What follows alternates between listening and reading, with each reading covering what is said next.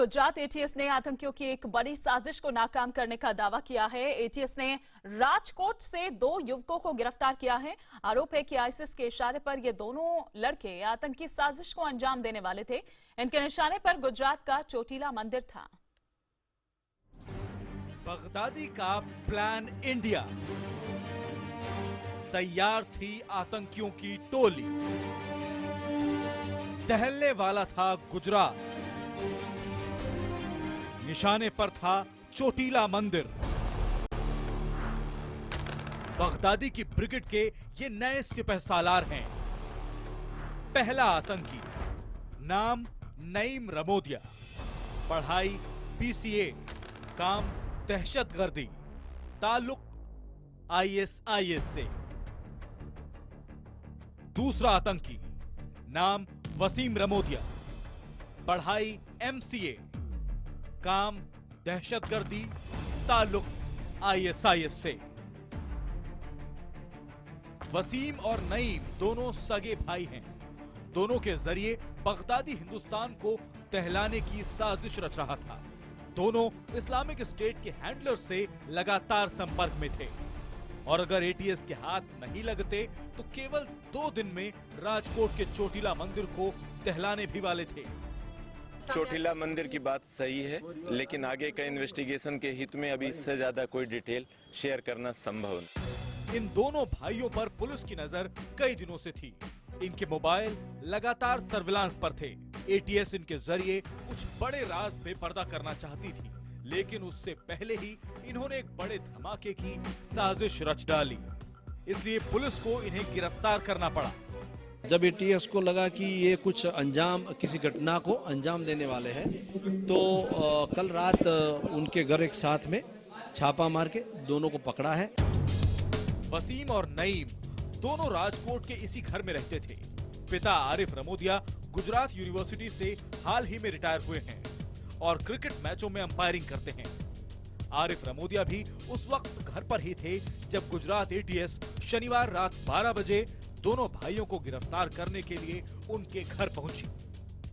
नहीं, मैं कुछ नहीं बता सकता। एटीएस ने गिरफ्तार किया मगर वो कुछ बोल नहीं रहे। नहीं, मुझे मेरे लड़के के साथ बात करने दी।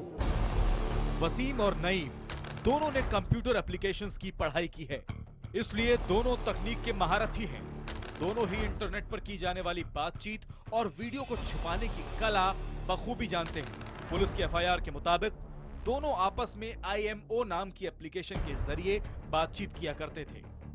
कुछ ऐसी ही तकनीक का इस्तेमाल वसीम अपने हैंडलर से बात करने के लिए भी करता था। पुलिस के एफआईआर के मुताबिक बड़े भाई वसीम ने एक बार स्काइप चैट के दौरान अपने हैंडलर को अपनी पहचान से जुड़ी कुछ जानकारियां दी, जिस पर छोटे भाई ने उसे होशियार किया और फिर दोबारा ऐसा न करने की हिदायत दी। लेकिन वसीम का मोबाइल नंबर 9899225786 पुलिस के सर्विलांस पर लंबे वक्त से था। दोनों भाई आपस में जब भी मोबाइल पर बातचीत करते तो पुलिस को अहम जानकारियां हाथ लगती और इस बार दोनों की बातचीत में मिले सुराग के बाद पुलिस ने इन्हें गिरफ्तार कर लिया। कुछ गन पाउडर मिला है, कुछ वो जो बॉम्ब मिले हैं और एक बैटरी छोटी सी मिली है और उनके मोबाइल और उनके कंप्यूटर में से बॉम्ब बनाने की तकनीक मिली है। दोनों आरोपियों के खिलाफ पुलिस ने आईपीसी की धारा 125, 121A और 120B के तहत केस दर्ज किया है। अनलॉफुल एक्टिविटीज प्रिवेंशन एक्ट की धारा 13, 18, 20, 38 और 39 के तहत केस दर्ज किया गया है और आरोपियों पर ESA यानी एक्सप्लोजिव सब्सटेंस एक्ट की धारा 5 भी लगाई गई है। दोनों के कब्जे में पुलिस ने प्रतिबंधित साहित्य, बम बनाने और बिल्डिंग्स को उड़ाने वाला बम बनाने से जुड़ी जानकारियां इनके मोबाइल और कंप्यूटर से बरामद की हैं। इसके अलावा इनके कब्जे से गन पाउडर समेत बम बनाने का कुछ और सामान भी बरामद हुआ है।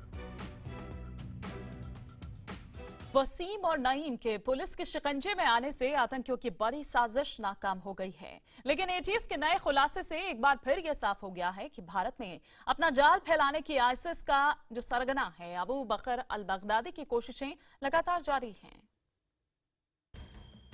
खुफिया एजेंसियों की मुस्तैदी ने बगदादी के मंसूबों पर पानी फेर दिया है। उसके नापाक इरादों को गुजरात एटीएस की टीम ने कुचल दिया है। सूत्रों के मुताबिक एटीएस के शिकंजे में आए इन दो आतंकियों के पास से कई अहम दस्तावेज बरामद हुए हैं, जो बगदादी के भारत में आतंक फैलाने की कहानी बयां करते हैं। पुलिस का दावा है कि वसीम और नईम पश्चिमी देशों में हुए हमलों की तर्ज पर यहां भी लोन वुल्फ अटैक को अंजाम देने की फिराक में थे। लोन वुल्फ अटैक को बिना किसी टीम के अंजाम दिया जाता है। अकेला आतंकी बड़े हमले को अंजाम देने की योजना बनाता है। अकेले आतंकी का पता लगाना सुरक्षा एजेंसियों के लिए एक बड़ी चुनौती बन जाती है।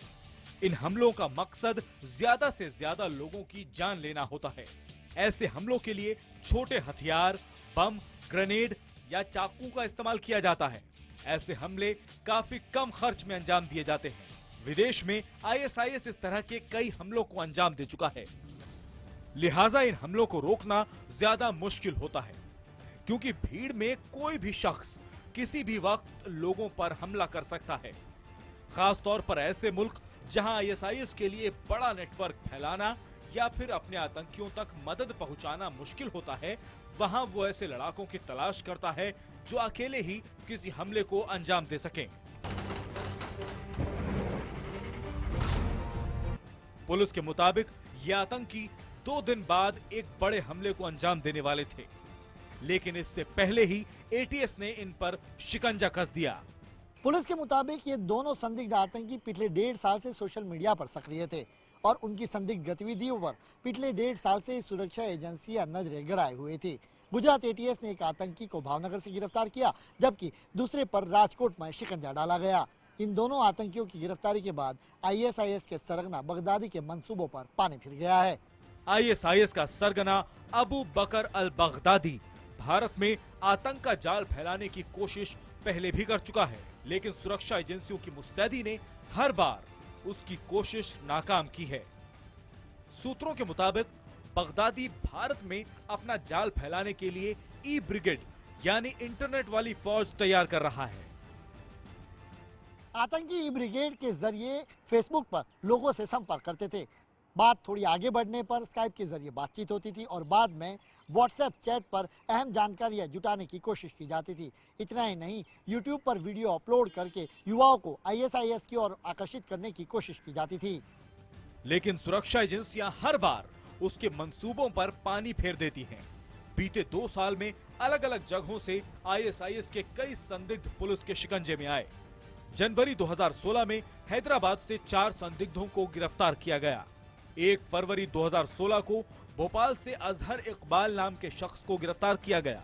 3 फरवरी 2016 को समीर सरदाना नाम के शख्स को गोवा से गिरफ्तार किया गया। 22 जनवरी 2016 को कर्नाटक के अलग अलग शहरों से 6 आईएसआईएस संदिग्धों को गिरफ्तार किया गया। इसके अलावा मुंबई, केरल और दिल्ली से भी कई आईएसआईएस संदिग्ध पुलिस के शिकंजे में आ चुके हैं। आईएसआईएस पूरी दुनिया पर राज करने का सपना देख रहा है। अपने इसी नापाक मंसूबे के तहत उसने दुनिया का एक नया नक्शा भी तैयार किया है, जिसमें भारत शामिल है। लेकिन जिस मुस्तैदी से हमारी सुरक्षा एजेंसियां आतंकियों की धरपकड़ में लगी हैं, उसे देखते हुए साफ तौर पर यह कहा जा सकता है कि बगदादी भारत में पैर फैलाने का सपना कभी पूरा नहीं कर पाएगा। और इधर वसीम और नईम नाम के इन लड़कों पर खुफिया एजेंसियों की निगाह करीब 1.5 साल से थी। एटीएस इनके हर हरकत पर अपनी निगाह रख रही थी। इन दोनों के मोबाइल फोन भी सर्विलांस पर थे, जिनके जरिए पुलिस को कई अहम जानकारियां हाथ लगी। न्यूज़ 18 इंडिया के पास इनकी कॉल रिकॉर्डिंग से जुड़ी कुछ एक्सक्लूसिव जानकारियां हैं। वसीम और नईम पर एटीएस की नजर लंबे वक्त से थी। पुलिस को शक है कि इनकी कारगुजारियों में इनकी पत्नियां भी शामिल थीं। पुलिस की एफआईआर में वसीम और उसकी पत्नी शहजीन के बीच हुई बातचीत का भी जिक्र है। बातचीत सुनकर ऐसा लगता है कि वसीम ने अपनी पत्नी को ये फोन अपने टारगेट चोटिला मंदिर पर पहुंचने के बाद किया था, जहां वो धमाका करने की नीयत से पहुंचा था, लेकिन कामयाब नहीं हो सका। मैं चोटिल आया हूं और बस इंतजार कर रहा हूं कि काम हो जाए। तुम्हें उसे बता देना चाहिए कि तुम ये काम अकेले नहीं कर सकते और तुम्हें ये काम केवल उसके दबाव में आकर करना भी नहीं चाहिए। मुझे नहीं लगता है कि तुम ये काम अकेले कर सकते हो। तुम्हें नईम की मदद लेनी चाहिए, लेकिन तुम्हें ये काम अधूरा नहीं छोड़ना चाहिए। तुम्हें ये काम पूरा करना होगा। वरना दिक्कत हो सकती है। वसीम और नईम के बीच की एक और बातचीत भी सामने आई है, जो शायद इसी घटना के बाद की है। काम का क्या हुआ? मैं चोटिला गया था, लेकिन मैंने कभी एक बकरा तक नहीं मारा, तो मैं ये काम कैसे कर सकता था? तो उसने कहा और तुमने भागना शुरू कर दिया। उसने कहा कि कब तक हम कायरों के साथ काम करते रहेंगे, कुछ बहादुरी दिखाओ और आज ये काम करने की हिम्मत दिखाओ। वसीम की बात से इशारा मिलता है कि उनका हैंडलर, जो उन्हें आतंकी हमले के लिए उकसा रहा था, वो उन पर जल्द से जल्द हमला करने का दबाव बना रहा था। इसी बीच दोनों भाइयों की एक और बातचीत है, जिनमें वो इशारों में किसी नए टारगेट की बात कर रहे हैं। मैंने एक टारगेट चुन लिया है और हम दोनों प्लान बनाकर उस पर काम करेंगे। इंशाल्लाह हम कामयाब होंगे। मेरे दिमाग में एक और काम भी है और मुझे लगता है कि वो काम अच्छा है।